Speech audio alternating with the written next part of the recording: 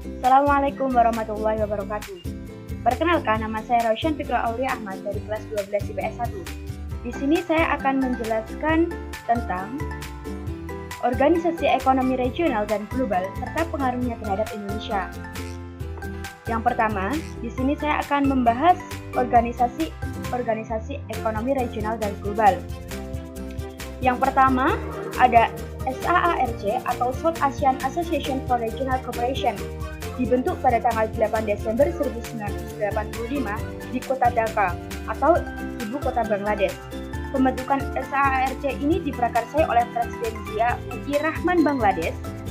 Berdirinya dikarenakan adanya kesadaran bahwa suatu masalah tidak bisa diselesaikan hanya dalam lingkup domestik, tetapi juga butuh bantuan dari negara-negara tetangga. Markas besar organisasi ini di Kathmandu, Nepal. Adapun pendiri SAARC adalah Bangladesh, Bhutan, India, Maladewa, Nepal, Pakistan, dan Sri Lanka. Tujuan organisasi memperkuat kerjasama antar negara Asia Selatan dan forum internasional, mempromosikan dan memperkuat percaya diri, mempercepat pertumbuhan ekonomi, dan mempromosikan kesejahteraan bagi masyarakat Asia Selatan. Yang kedua, ada OPEC atau Organization of the Petroleum Exporting Countries. OPEC merupakan organisasi yang mengekspor minyak. Dibentuk pada September tahun 1960 di Caracas, Venezuela. OPEC bermarkas di Wina, Austria. Organisasi ini didirikan agar masing-masing negara penghasil minyak dapat bijaksana dalam perminyakan dan harga minyak. Adapun tujuan OPEC mempertahankan harga minyak dan menentukan harga sehingga menguntungkan negara produsen. Yang kedua, secara politik mengatur hubungan dengan perusahaan-perusahaan minyak asing atau pemerintah negara-negara konsumen. Anggota-anggota OPEC, Irak, Iran, Kuwait, Arab Saudi, dan Venezuela. Bergabung pada September 1960 atau biasa disebut sebagai negara pendiri. Dengan yang lainnya adalah Qatar, Libya, dan Indonesia, Uni Emirat Arab, Aljazair, Nigeria, dan Ekuador, Gabon. Adapun syarat bagi anggota di dalam OPEC. Badan utama OPEC, yang pertama, Konferensi OPEC, yang kedua, Dewan Gubernur, yang ketiga, Sekretariat, yang keempat, Dewan Komisi Ekonomi. Konferensi tingkat tinggi OPEC dilakukan 2 kali dalam setahun, namun bisa dilakukan jika diperlukan. Pasal 11-12. Konferensi tersebut dipimpin Presiden dan Wakil Presiden OPEC yang dipilih oleh anggota pada saat pertemuan konferensi. Pasal 14 dan Pasal 15 merumuskan kebijaksanaan umum organisasi dan mencari pengimplementasian.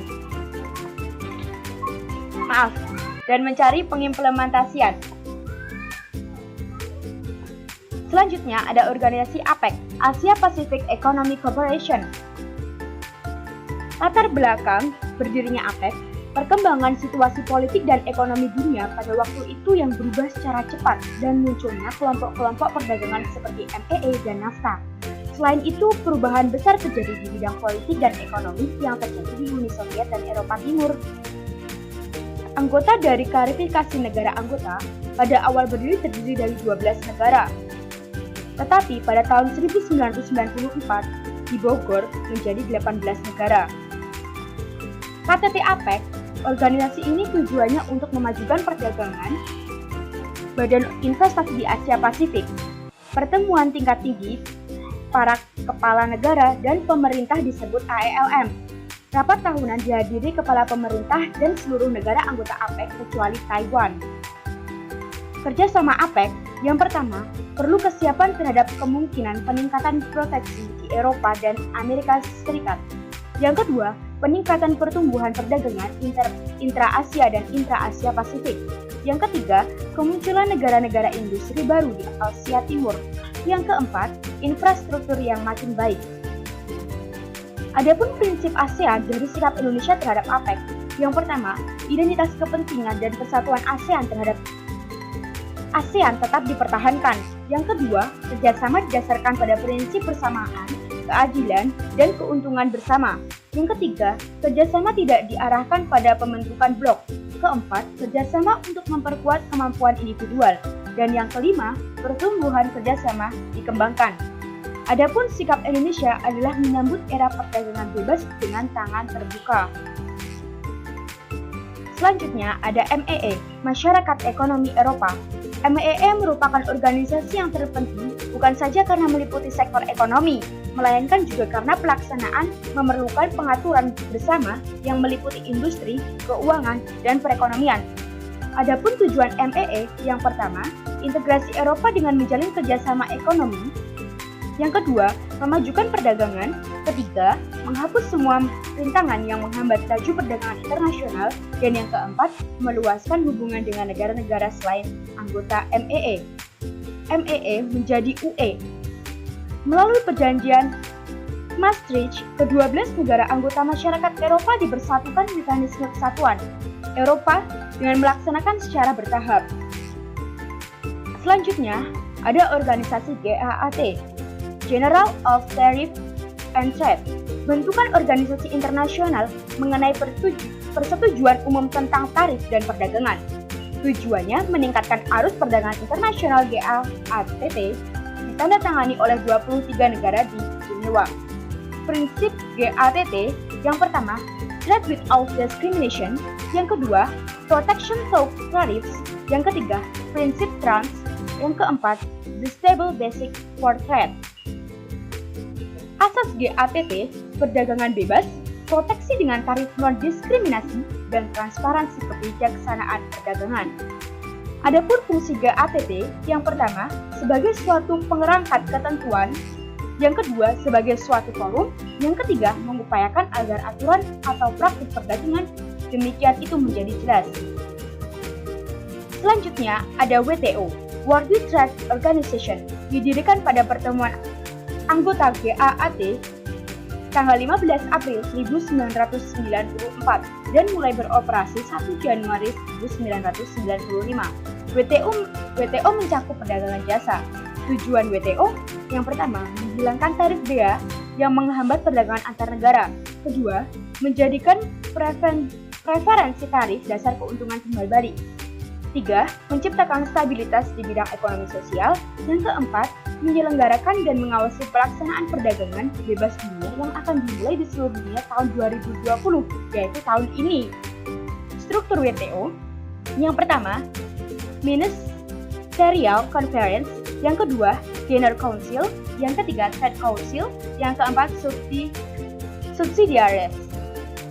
Selanjutnya, ada organisasi AFTA atau ASEAN Free Trade Area, suatu bentuk kerjasama negara-negara anggota ASEAN untuk membentuk kawasan perdagangan bebas, dibentuk pada tahun 1994 di Chiang Mai, Thailand. Tujuannya sendiri, yang pertama, menjadikan kawasan ASEAN sebagai tempat produksi yang kompetitif sehingga produk ASEAN punya daya saing kuat. Yang kedua, menarik lebih banyak lagi foreign direct investment. Yang ketiga, meningkatkan perdagangan antar negara ASEAN atau antar anggota ASEAN.